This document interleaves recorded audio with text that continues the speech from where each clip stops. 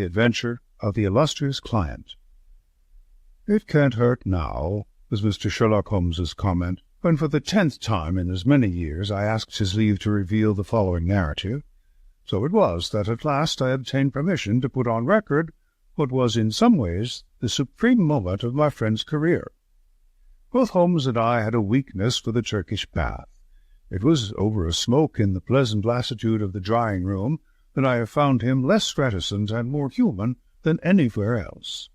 On the upper floor of the Northumberland Avenue establishment there is an isolated corner where 2 couches lie side by side, and it was on these that we lay upon September 3rd, 1902, the day when my narrative begins. I had asked him whether anything was stirring, and for answer he had shot his long, thin, nervous arm out of the sheets which enveloped him, and had drawn an envelope from the inside pocket of the coat which hung beside him. "It may be some fussy, self-important fool, it may be a matter of life and death," said he, as he handed me the note. "I know no more than this message tells me." It was from the Carlton Club, and dated the evening before. This is what I read. "Sir James Damery presents his compliments to Mr. Sherlock Holmes, and will call upon him at 4:30 tomorrow. Sir James begs to say that the matter upon which he desires to consult Mr. Holmes is very delicate, and also very important. He trusts, therefore, that Mr. Holmes will make every effort to grant this interview, and that he will confirm it over the telephone to the Carlton Club." "I need not say that I have confirmed it, Watson," said Holmes, as I returned the paper. "Do you know anything of this man Damery?" "Only that his name is a household word in society." "Well, I can tell you a little more than that. He has rather a reputation for arranging delicate matters which are to be kept out of the papers. You may remember his negotiations with Sir George Lewis over the Hammerford will case. He is a man of the world with a natural turn for diplomacy. I am bound, therefore, to hope that it is not a false scent, and that he has some real need for our assistance." "Our? Well, if you will be so good, Watson." "I shall be honoured." "Then you have the hour, 4:30. Until then we can put the matter out of our heads." I was living in my own rooms in Queen Anne Street at the time, but I was round at Baker Street before the time named. Sharp to the half-hour, Colonel Sir James Damery was announced. It is hardly necessary to describe him, for many will remember that large, bluff, honest personality, that broad, clean-shaven face, above all that pleasant, mellow voice. Frankness shone from his grey Irish eyes, and good humour played round his mobile, smiling lips. His loosened top hat, his dark frock coat, indeed every detail, from the pearl pin in the black satin cravat to the lavender spats over the varnished shoes, spoke of the meticulous care in dress for which he was famous. The big, masterful aristocrat dominated the little room. "Of course I was prepared to find Dr. Watson," he remarked with a courteous bow. "His collaboration may be very necessary, for we are dealing on this occasion, Mr. Holmes, with a man to whom violence is familiar, and who will literally stick at nothing. I should say that there is no more dangerous man in Europe." "I have had several opponents to whom that flattering term has been applied," said Holmes, with a smile. "Don't you smoke? Then you will excuse me if I light my pipe. If your man is more dangerous than the late Professor Moriarty, or than the living Colonel Sebastian Moran, then he is indeed worth meeting. May I ask his name?" "Have you ever heard of Baron Gruner?" "You mean the Austrian murderer?" Colonel Damery threw up his kid-gloved hands with a laugh. "There is no getting past you, Mr. Holmes. Wonderful! So you have already sized him up as a murderer." "It is my business to follow the details of continental crime. Who could possibly have read what happened at Prague and have any doubts as to the man's guilt? It was a purely technical legal point, and the suspicious death of a witness that saved him. I am as sure that he killed his wife when the so-called accident happened in the Spugen Pass as if I had seen him do it. I knew also that he had come to England, and had a presentiment that sooner or later he would find me some work to do. Well, what has Baron Gruner been up to? I presume it is not this old tragedy which has come up again?" "No, it is more serious than that. To revenge crime is important, but to prevent it is more so. It is a terrible thing, Mr. Holmes, to see a dreadful event, an atrocious situation, preparing itself before your eyes, to clearly understand whither it will lead, and yet to be utterly unable to avert it. Can a human being be placed in a more trying position? Perhaps not. Then you will sympathize with the client in whose interests I am acting. I did not understand that you were merely an intermediary. Who is the principal? Mr. Holmes, I must beg you not to press that question. It is important that I should be able to assure him that his honoured name has been in no way dragged into the matter. His motives are to the last degree honourable and chivalrous, but he prefers to remain unknown. I need not say that your fees will be assured, and that you will be given a perfectly free hand. Surely the actual name of your client is immaterial? I am sorry, said Holmes. I am accustomed to have mystery at one end of my cases, but to have it at both ends is too confusing. I fear, Sir James, that I must decline to act. Our visitor was greatly disturbed. His large, sensitive face was darkened with emotion and disappointment. "You hardly realize the effect of your own action, Mr. Holmes," said he. "You place me in a most serious dilemma, for I am perfectly certain that you would be proud to take over the case if I could give you the facts, and yet a promise forbids me from revealing them all. May I at least lay all that I can before you?" "By all means, so long as it is understood that I commit myself to nothing." "That is understood. In the first place, you have no doubt heard of General de Merville?" "De Merville of Kyberfane?" "Yes, I have heard of him." "He has a daughter, Violet de Merville. Young, rich, beautiful, accomplished, a wonder-woman in every way. It is this daughter, this lovely, innocent girl, whom we are endeavouring to save from the clutches of a fiend." "Baron Gruner has some hold over her, then?" "The strongest of all holds where a woman is concerned, the hold of love. The fellow is, as you may have heard, extraordinarily handsome, with the most fascinating manner, a gentle voice, and that air of romance and mystery which means so much to a woman. He is said to have the whole sex at his mercy, and to have made ample use of the fact. But how came such a man to meet a lady of the standing of Miss Violet de Merville?" "It was on a Mediterranean yachting voyage. The company, though select, paid their own passages. No doubt the promoters hardly realized the Baron's true character until it was too late. The villain attached himself to the lady, and with such effect that he has completely and absolutely won her heart. To say that she loves him hardly expresses it. She dotes upon him. She is obsessed by him. Outside of him there is nothing on earth. She will not hear one word against him. Everything has been done to cure her of her madness, but in vain. To sum up, she proposes to marry him next month. As she is of age, and has a will of iron, it is hard to know how to prevent her." "Does she know about the Austrian episode?" "The cunning devil has told her every unsavoury public scandal of his past life, but always in such a way as to make himself out to be an innocent martyr. She absolutely accepts his version, and will listen to no other." "Dear me! But surely you have inadvertently let out the name of your client? It is no doubt General de Merville?"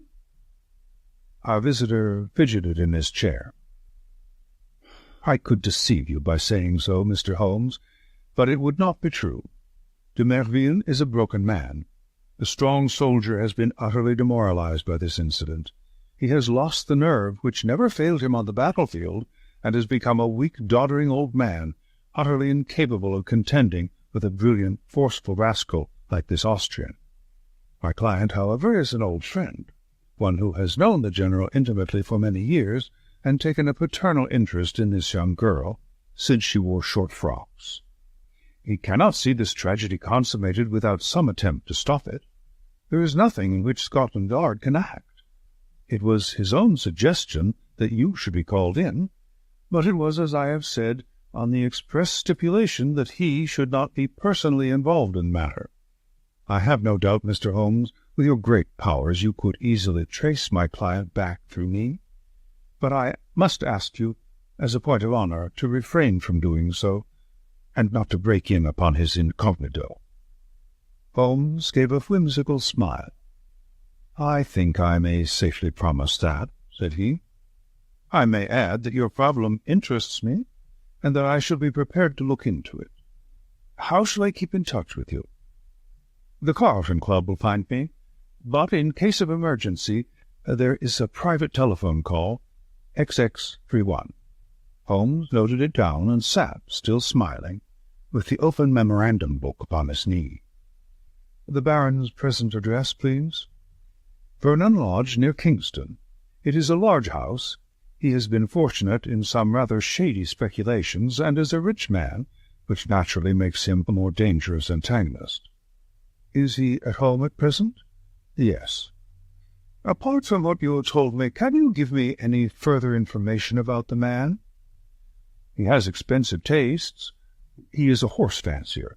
For a short time he played polo at Hurlingham, but then this Prague affair got noised about and he had to leave. He collects books and pictures. He is a man with a considerable artistic side to his nature. He is, I believe, a recognized authority upon Chinese pottery, and has written a book upon the subject." "A complex mind," said Holmes. "All great criminals have that. My old friend Charlie Peace was a violin virtuoso. Wainwright was no mean artist. I could quote many more. Well, Sir James, you will inform your client that I am turning my mind upon Baron Gruner. I can say no more. I have some sources of information of my own, and dare say we may find some means of opening matter up." When our visitor had left us, Holmes sat so long in deep thought that it seemed to me that he had forgotten my presence. At last, however, he came briskly back to earth. "Well, Watson, any views?" he asked. "I should think you had better see the young lady herself." "My dear Watson, if her poor old broken father cannot move her, how shall I, a stranger, prevail? And yet there is something in the suggestion if all else fails. But I think we must begin from a different angle.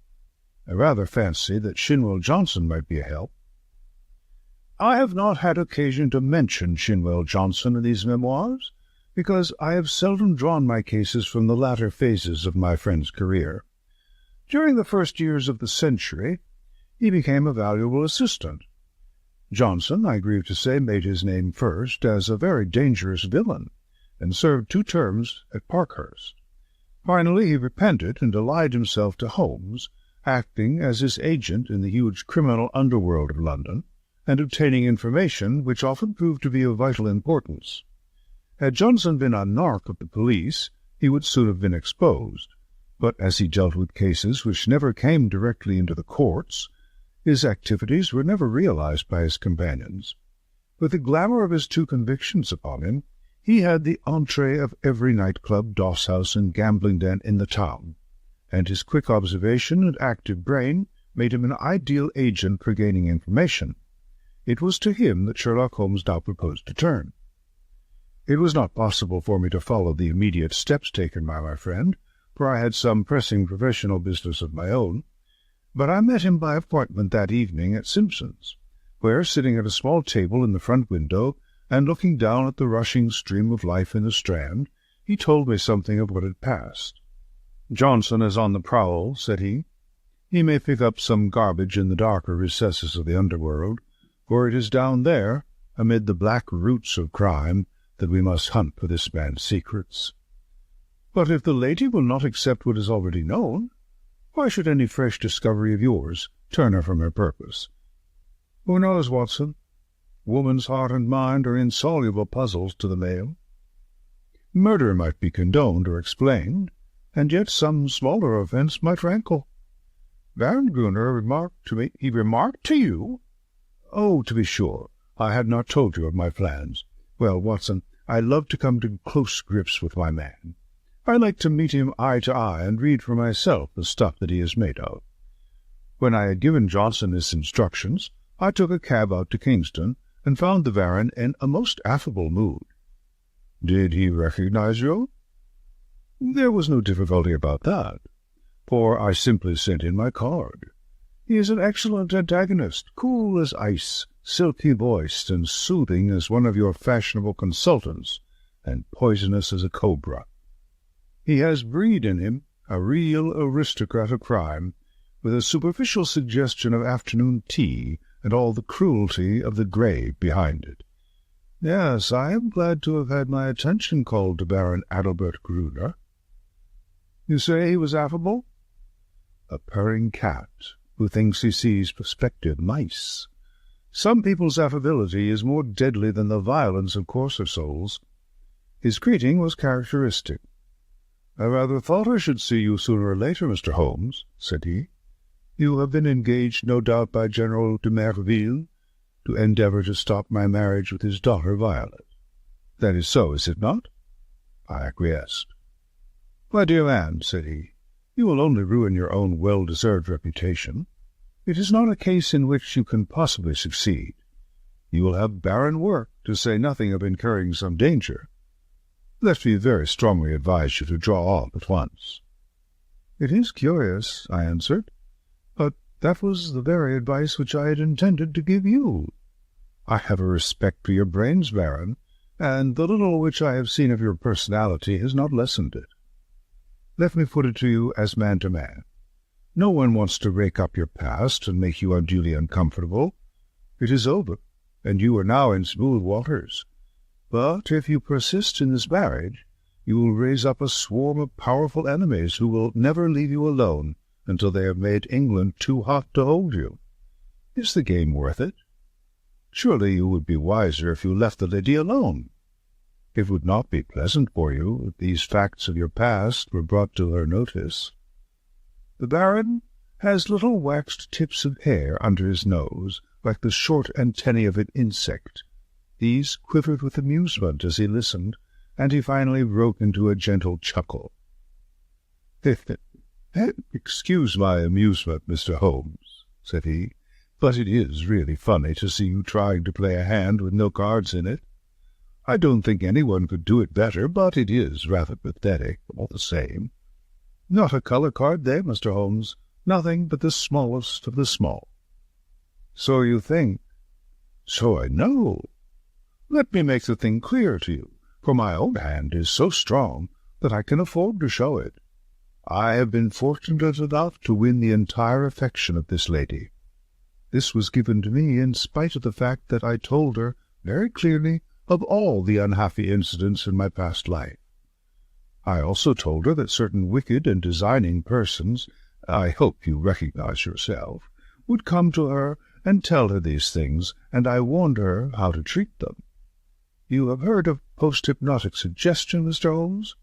Well, you will see how it works, for a man of personality can use hypnotism without any vulgar passes or tomfoolery. So she is ready for you, and I have no doubt would give you an appointment, for she is quite amenable to her father's will, save only in the one little matter." Well, Watson, there seemed to be no more to say, so I took my leave with as much cold dignity as I could summon, but as I had my hand on the door-handle he stopped me.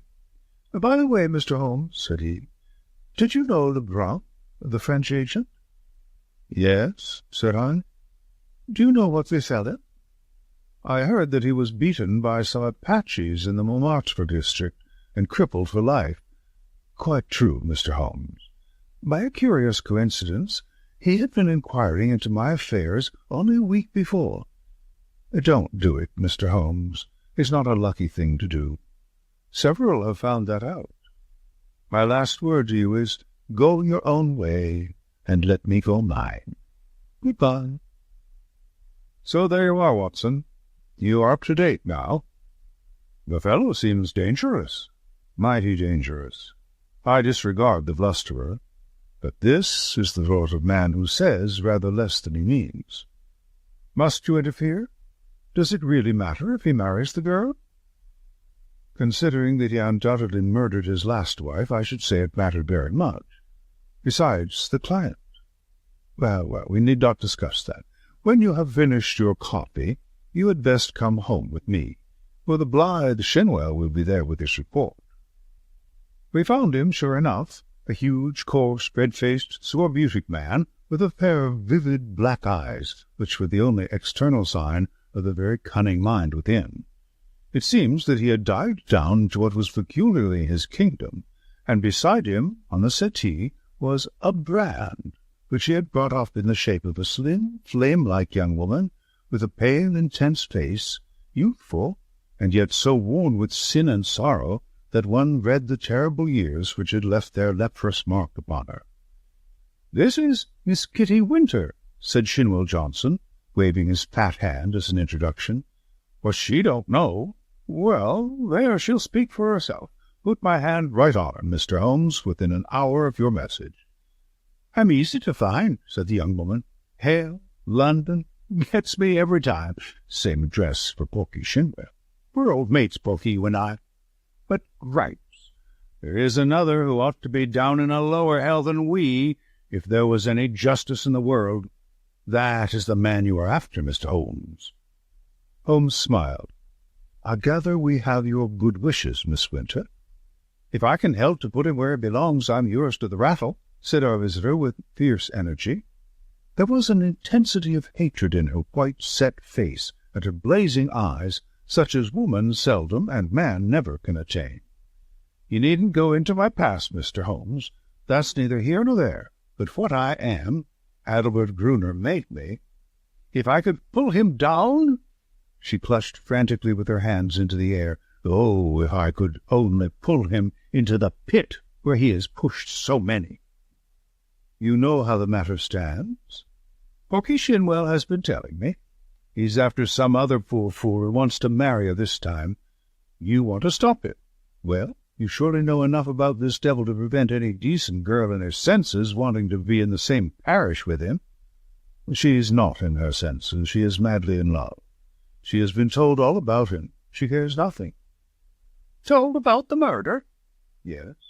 "My lord, she must have a nerve." "She puts them all down as slanders." "Couldn't you lay proofs before her silly eyes?" "Well, can you help us do so?" "Ain't I a proof myself? If I stood before her and told her how he used me—" "Would you do this?" "Would I? Would I not?" "Well, it might be worth trying.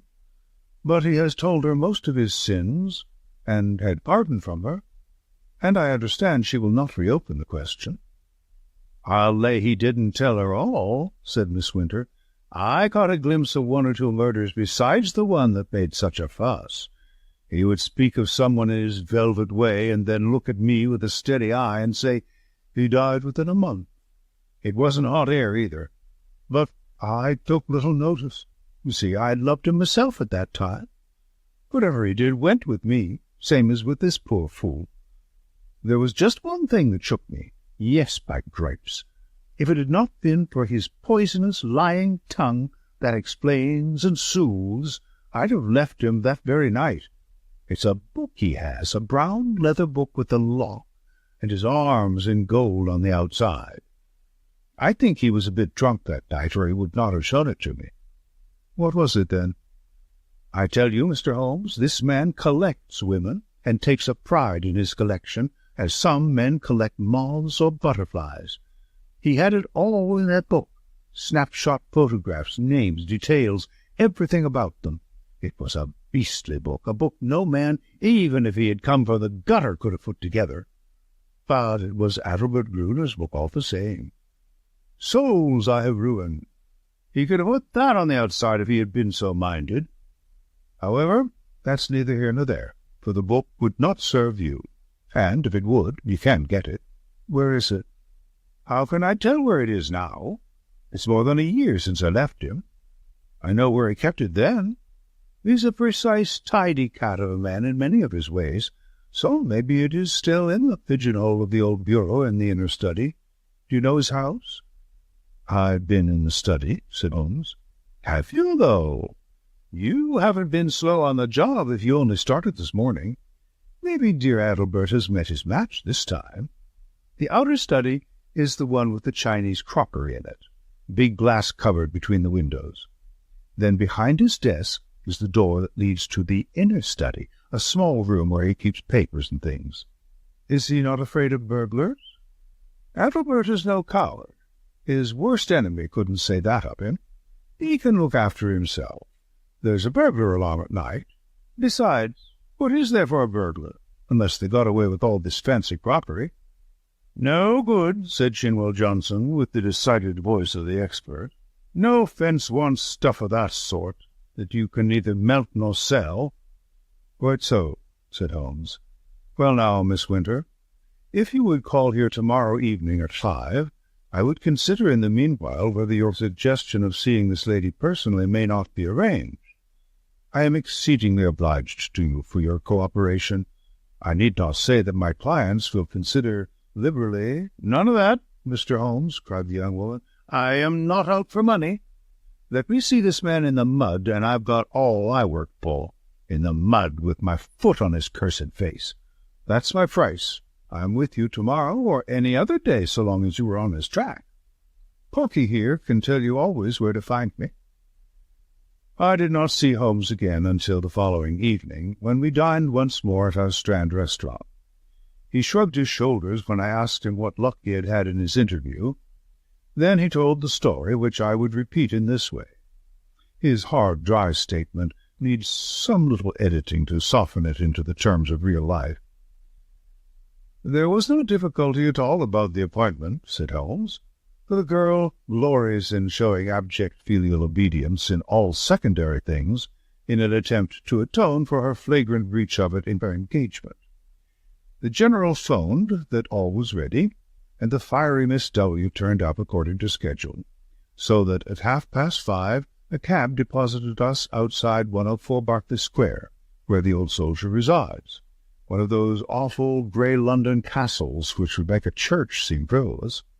A footman showed us into a great yellow-curtained drawing-room, and there was the lady awaiting us, demure, pale, self-contained, as inflexible and remote as a snow image on a mountain. I don't quite know how to make her clear to you, Watson.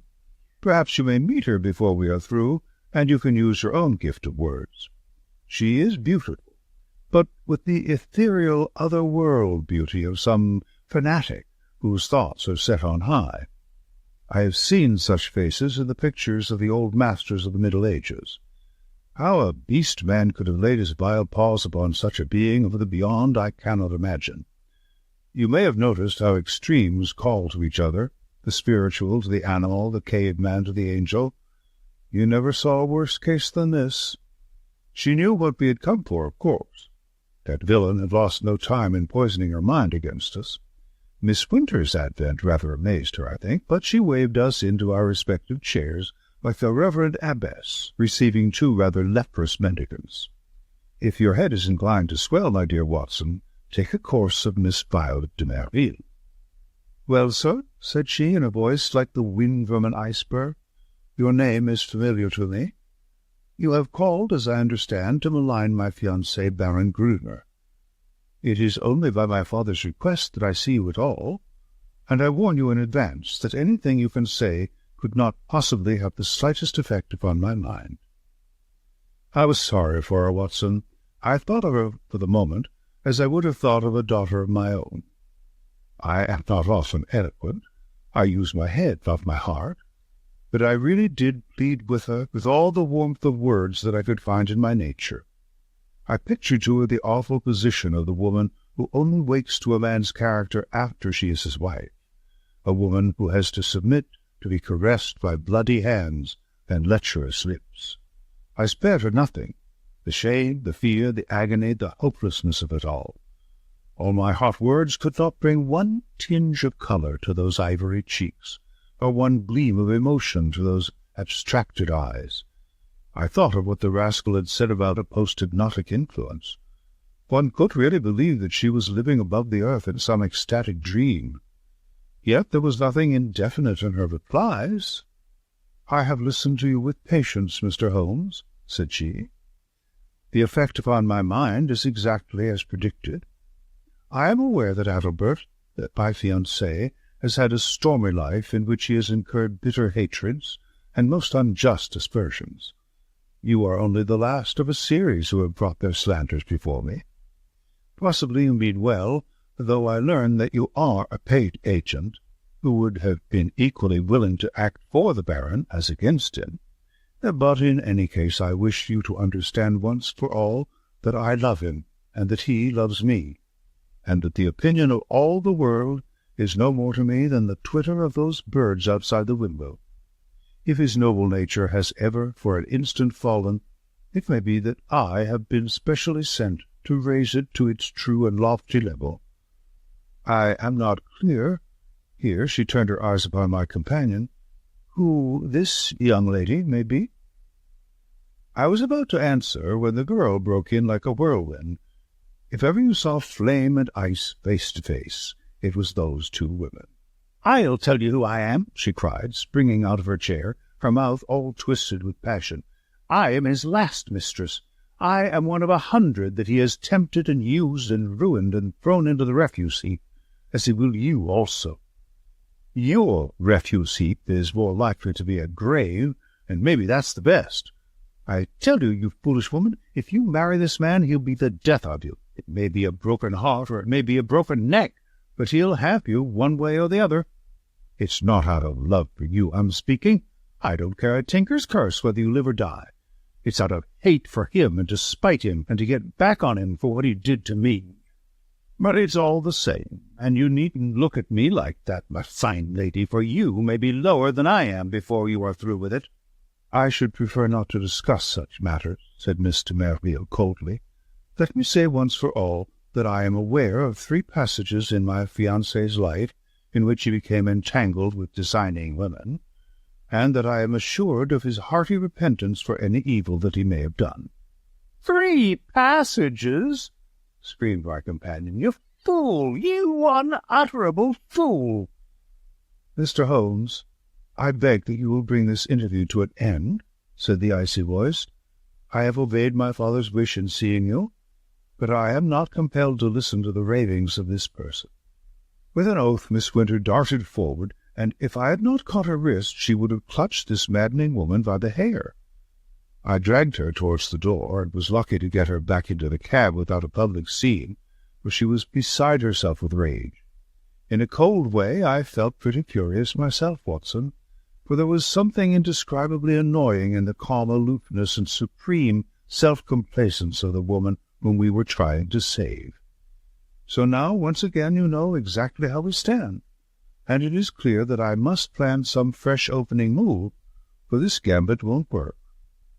I'll keep in touch with you, Watson, for it is more than likely that you will have your part to play, though it is just possible that the next move may lie with them rather than with us.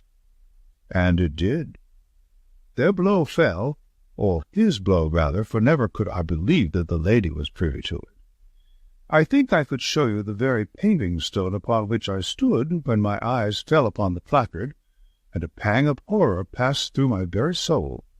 It was between the Grand Hotel and Charing Cross Station, where a one-legged news-vendor displayed his evening papers. The date was just 2 days after the last conversation. There, black upon yellow, was the terrible news-sheet. "Murderous attack upon Sherlock Holmes." I think I stood stunned for some moments. Then I have a confused recollection of snatching at a paper, of the remonstrance of the man, whom I had not paid, and finally of standing in the doorway of a chemist's shop while I turned up the fateful paragraph. This is how it ran. "We learn with regret that Mr. Sherlock Holmes, the well-known private detective, was the victim this morning of a murderous assault which has left him in a precarious position. There are no exact details to hand, but the event seems to have occurred about 12 o'clock in Regent Street, outside the Café Royal. The attack was made by 2 men armed with sticks, and Mr. Holmes was beaten about the head and body, receiving injuries which the doctors describe as most serious. He was carried to Charing Cross Hospital, and afterwards insisted upon being taken to his rooms in Baker Street.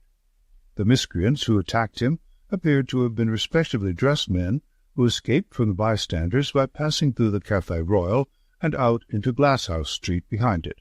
No doubt they belonged to that criminal fraternity which has so often had occasion to bewail the activity and ingenuity of the injured man. I need not say that my eyes had hardly glanced over the paragraph before I had sprung into a hansom and was on my way to Baker Street. I found Sir Leslie Oakshott, the famous surgeon, in the hall, and his brougham waiting at the curb. "No immediate danger," was his report. "2 lacerated scalp wounds and some considerable bruises. Several stitches have been necessary. Morphine has been injected, and quiet is essential. But an interview of a few minutes would not be absolutely forbidden." With this permission I stole into the darkened room. The sufferer was wide awake, and I heard my name in a hoarse whisper. The blind was 3/4 down, but one ray of sunlight slanted through and struck the bandaged head of the injured man. A crimson patch had soaked through the white linen compress. I sat beside him and bent my head. "All right, Watson, don't look so scared," he muttered in a very weak voice. "It's not as bad as it seems." "Thank God for that. I'm a bit of a single-stick expert, as you know. I took most of them on my guard. It was the second man that was too much for me." "What could I do, Holmes? Of course it was that damned fellow who set them on. I'll go and thrash the hide off him if you give the word." "Good old Watson." "No, we could do nothing there unless the police laid their hands on the men. But their getaway had been well prepared. We may be sure of that. Wait a little. I have my plans. The first thing is to exaggerate my injuries. They'll come to you for news. Put it on thick, Watson. Lucky if I live the week out. Concussion, delirium, what you like. You can't overdo it. But Sir Leslie Oakshott? Oh, he's all right. He shall see the worst side of me. I'll look after that. Anything else? Yes. Tell Shinwell Johnson to get that girl out of the way. Those beauties will be after her now. They know, of course, that she was with me in the case. If they dared to do me in, it is not likely they will neglect her. That is urgent. Do it tonight. I'll go now. Anything more? Put my pipe on the table and the tobacco slipper. Right. Come in each morning, and we will plan our campaign. I arranged with Johnson that evening to take Miss Winter to a quiet suburb and see that she lay low until the danger was past. For 6 days the public were under the impression that Holmes was at the door of death.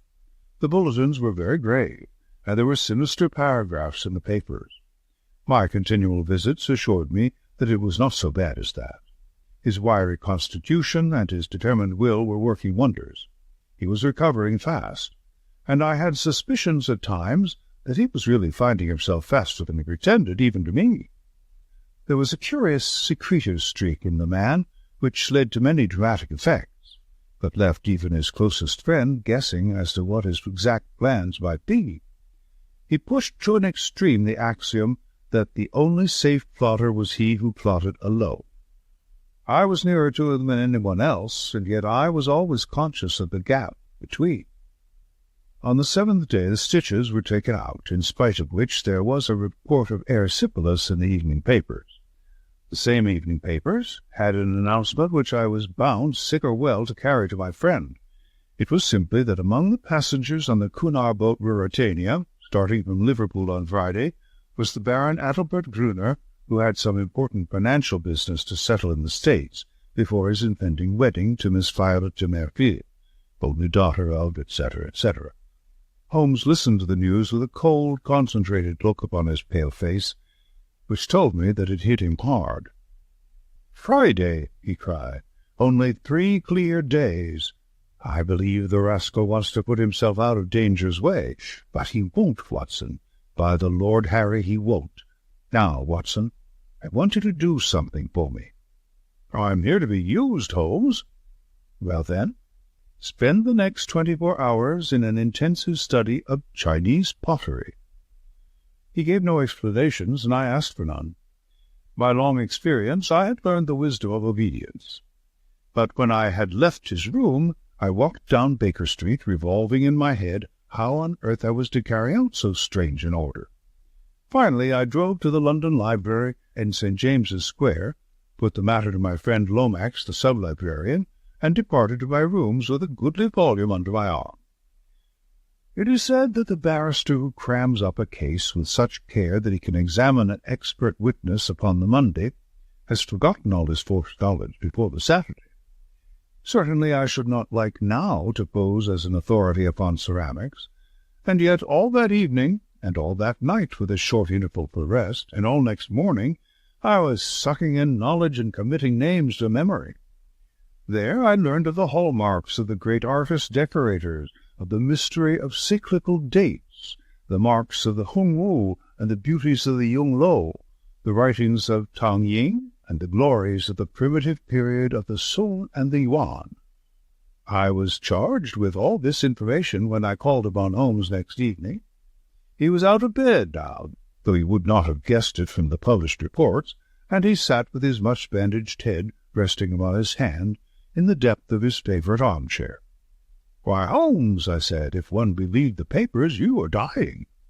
"That," said he, "is the very impression which I intended to convey.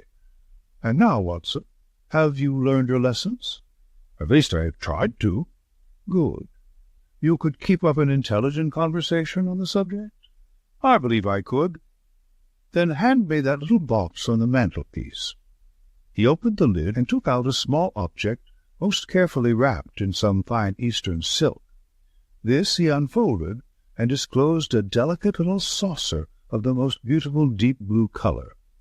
"It needs careful handling, Watson. This is the real eggshell pottery of the Ming dynasty. No finer piece ever passed through Christie's. A complete set of this would be worth a king's ransom. In fact, it is doubtful if there is a complete set outside the imperial palace of Peking. The sight of this would drive a real connoisseur wild." "What am I to do with it?" Holmes handed me a card upon which was printed, "Dr. Hill Barton, 369, Half Moon Street." "That is your name for the evening, Watson. You will call upon Baron Gruner. I know something of his habits, and at 8:30 he would probably be disengaged. A note will tell him in advance that you are about to call, and you will say that you are bringing him a specimen of an absolutely unique set of Ming china. You may as well be a medical man, since that is a part which you can play without duplicity. You are a collector. This set has come your way. You have heard of the Baron's interest in the subject, and you are not averse to selling at a price." "What price?" "Well asked, Watson. You would certainly fall down badly if you did not know the value of your own wares. This saucer was got for me by Sir James, and comes, I understand, from the collection of his client. You will not exaggerate if you say that it could hardly be matched in the world. I could perhaps suggest that the set should be valued by an expert." "Excellent, Watson. You scintillate to-day. Suggest Christie or Sotheby. Your delicacy prevents your putting a price for yourself." "But if he won't see me?" "Oh, yes, he will see you. He has the collection mania in its most acute form, and especially on this subject, on which he is an acknowledged authority. Sit down, Watson, and I will dictate the letter. No answer needed. You will merely say that you are coming, and why." It was an admirable document, short, courteous, and stimulating to the curiosity of the connoisseur. A district messenger was duly dispatched with it. On the same evening, with the precious saucer in my hand and the card of Dr. Hill Barton in my pocket, I set off on my own adventure. The beautiful house and grounds indicated that Baron Gruner was, as Sir James had said, a man of considerable wealth. A long winding drive, with banks of rare shrubs on either side, opened out into a great gravelled square adorned with statues. The place had been built by a South African gold king in the days of the great boom, and the long, low house with the turrets at the corners, though an architectural nightmare, was imposing in its size and solidity. A butler, who would have adorned a bench of bishops, showed me in, and handed me over to a plush-clad footman, who ushered me into the Baron's presence.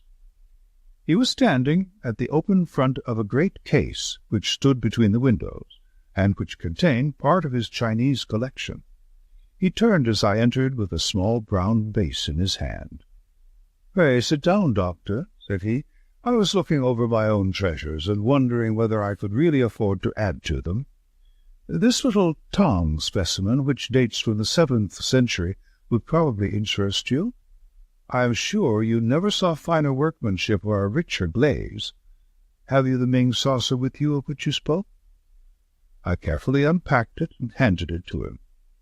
He seated himself at his desk, pulled over the lamp, for it was growing dark, and set himself to examine it. As he did so, the yellow light beat upon his own features, and I was able to study them at my ease. He was certainly a remarkably handsome man. His European reputation for beauty was fully deserved. In figure he was not more than of middle size, but was built upon graceful and active lines. His face was swarthy, almost oriental, with large, dark, languorous eyes, which might easily hold an irresistible fascination for women. His hair and moustache were raven black, the latter short, pointed, and carefully waxed. His features were regular and pleasing, save only his straight, thin-lipped mouth. If ever I saw a murderer's mouth, it was there, a cruel, hard gash in the face, compressed, inexorable, and terrible.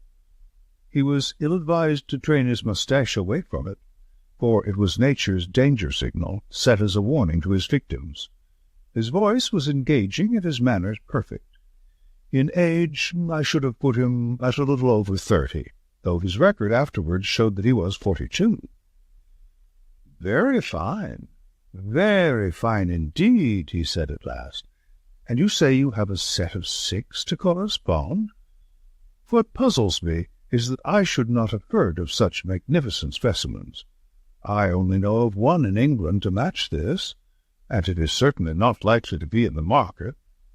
Would it be indiscreet if I were to ask you, Dr. Hilvarton, how you obtained this?"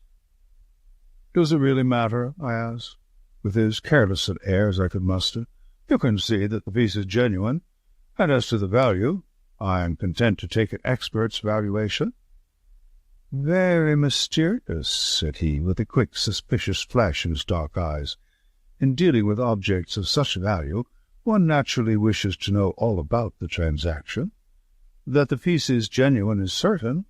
I have no doubts at all about that, but suppose, I am bound to take every possibility into account, that it should prove afterwards that you had no right to sell." "I would guarantee you against any claim of that sort." "That, of course, would open up the question as to what your guarantee was worth." "My bankers would answer that." "Quite so. And yet the whole transaction strikes me as rather unusual." "You can do business or not," said I with indifference. "I have given you the first offer, as I understood that you were a connoisseur, and I shall have no difficulty in other quarters." "Who told you I was a connoisseur?" "I was aware that you had written a book upon the subject." "Have you read the book?" "No." "Dear me, this becomes more and more difficult for me to understand. You are a connoisseur and collector with a very valuable piece in your collection, and yet you have never troubled to consult the one book which would have told you of the real meaning and value of what you held. How do you explain that?" "I am a very busy man. I am a doctor in practice." "That is no answer. If a man has a hobby, he follows it up, whatever his other pursuits may be.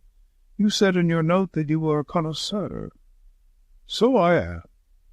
"Might I ask you a few questions to test you?"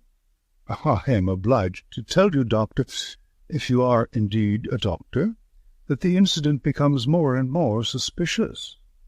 I would ask you, what do you know of the Emperor Shogu, and how do you associate him with the Shoso Inn near Nara?" "Jimmy, does that puzzle you?" "Tell me a little about the Northern Wei dynasty and its place in the history of ceramics." I sprang from my chair and simulated anger. "This is intolerable, sir," said I. "I came here to do you a favour, and not to be examined as if I were a schoolboy. My knowledge on these subjects may be second only to your own, but I certainly shall not answer questions which have been put in so offensive a way." He looked at me steadily. The languor had gone from his eyes. They suddenly glared. There was a gleam of teeth from between those cruel lips. What is the game? You are here as a spy. You are an emissary of Holmes. This is a trick that you are playing upon me. The fellow is dying, I hear, so he sends his tools to keep watch upon me. You've made your way in here without leave, and by God, you may find it harder to get out than to get in." He had sprung to his feet, and I stepped back, bracing myself for an attack, for the man was beside himself with rage. He may have suspected me from the first. Certainly this cross-examination had shown him the truth, but it was clear that I could not hope to deceive him. He dived his hand into a side drawer and rummaged furiously. Then something struck upon his ear, for he stood listening intently. "Ah!" he cried, "ah!" and dashed into the room behind him. 2 steps took me to the open door, and my mind will ever carry a clear picture of the scene within. The window leading out to the garden was wide open. Beside it, looking like some terrible ghost, his head girt with bloody bandages, his face drawn and white, stood Sherlock Holmes. The next instant he was through the gap, and I heard the crash of his body among the laurel bushes outside. With a howl of rage, the master of the house rushed after him to the open window. And then it was done in an instant, and yet I clearly saw it. An arm, a woman's arm, shot out from among the leaves. At the same instant the Baron uttered a horrible cry, a yell which will always ring in my memory. He clapped his 2 hands to his face and rushed round the room, beating his head horribly against the walls. Then he fell upon the carpet, rolling and writhing, while scream after scream resounded through the house. "Water! For God's sake, water!" was his cry. I seized a carafe from a side table and rushed to his aid. At the same moment the butler and several footmen ran in from the hall. I remember that one of them fainted as I knelt by the injured man and turned that awful face to the light of the lamp. The vitriol was eating into it everywhere, and dripping from the ears and the chin. One eye was already white and glazed. The other was red and inflamed. The features which I had admired a few minutes before were now like some beautiful painting over which the artist has passed a wet and foul sponge. They were blurred, discoloured, inhuman, terrible. In a few words, I explained exactly what had occurred, so far as the vitriol attack was concerned. Some had climbed through the window, and others had rushed out onto the lawn, but it was dark, and it had begun to rain. Between his screams, the victim raged and raved against the avenger. "It was that hell-cat Kitty Winter," he cried. "Oh, the she-devil! She shall pay for it! She shall pay! Oh, God in heaven, this pain is more than I can bear!" I bathed his face in oil, put cotton wadding on the raw surfaces, and administered a hypodermic of morphia. All suspicion of me had passed from his mind in the presence of this shock, and he clung to my hands as if I might have the power even yet to clear those dead fish eyes which gazed up at me. I could have wept over the ruin had I not remembered very clearly the vile life which had led up to so hideous a change. It was loathsome to feel the pawing of his burning hands, and I was relieved when his family surgeon, closely followed by a specialist, came to relieve me of my charge. An inspector of police had also arrived, and to him I handed my real card. It would have been useless as well as foolish to do otherwise, for I was nearly as well known by sight at the Yard as Holmes himself. Then I left that house of gloom and terror. Within an hour I was at Baker Street. Holmes was seated in his familiar chair, looking very pale and exhausted. Apart from his injuries, even his iron nerves had been shocked by the events of the evening, and he listened with horror to my account of the Baron's transformation. "The wages of sin, Watson, the wages of sin," said he. "Sooner or later it will always come. God knows there was sin enough," he added, taking up a brown volume from the table. "Here is the book the woman talked of. If this will not break off the marriage, nothing ever could. But it will, Watson. It must. No self-respecting woman would stand it. It is his love diary, or his lust diary, call it what you will. The moment the woman told us of it, I realized what a tremendous weapon was there, if we could but lay our hands on it. I said nothing at the time to indicate my thoughts, for this woman might have given it away, but I brooded over it. Then this assault upon me gave me the chance of letting the Baron think that no precautions need be taken against me. That was all to the good.